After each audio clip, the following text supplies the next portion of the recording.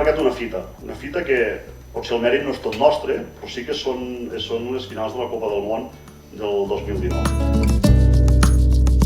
Volem que Canillo es transformi durant aquests 4 anys en una parròquia de serveis, en una parròquia moderna, en una parròquia acollidora. El que no podem fer és parlar de turisme sense parlar de ramaderia.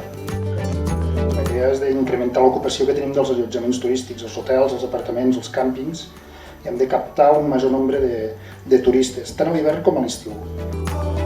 Votant per aquesta candidatura, encara que sigui l'única, no feu un vot a favor d'aquesta candidatura, que també, sobretot n'estic convençut, feu un vot a favor del vostre poble.